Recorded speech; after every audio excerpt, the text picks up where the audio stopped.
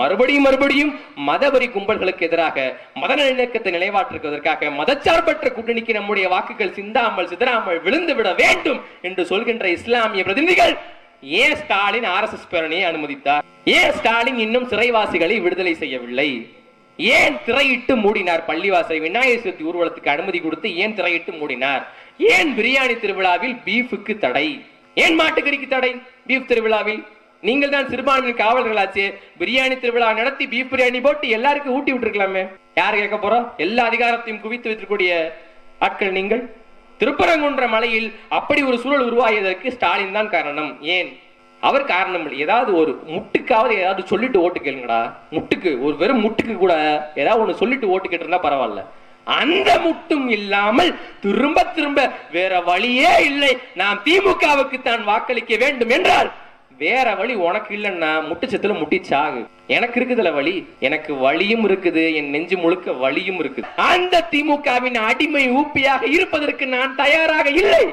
நாங்கள் அதை எப்போதோ கடந்துட்டோம். எங்களுக்கு திராவிட அரசியல் வேண்டாம், தேசிய அரசியல் வேண்டாம்.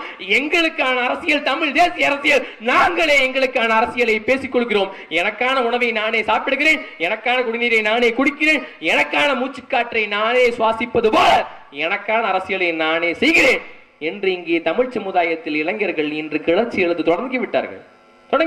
எல்லாம் சீமான் பின்னாடி, நாம் தமிழர் கட்சியின் பின்னே திரண்டு விட்டார்கள்.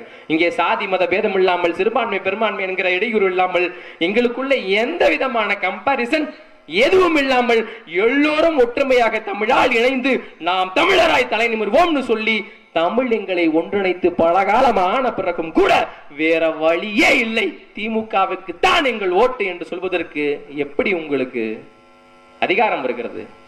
இதை யார் உங்களுக்கு கொடுத்தா இந்த அதிகாரத்தை? ஒட்டுமொத்த இஸ்லாமிய வாக்குகளும் சிந்தாமல் சிதறாமல் திமுகவிற்கு விழ வேண்டும் என சொல்லக்கூடியவர்கள் சொல்லிக் கொள்ளுங்கள், உங்கள் வாக்கு உங்கள் உரிமை சொல்லுங்கள். ஆனால் அதற்கான விளக்கத்தையும் நீங்கள் சொல்ல வேண்டும். ஏன் ஓட்டு போற? வேறு வழியே இல்லை என்பதுதான் அடிமைத்தனத்தின் ஆரம்பம்.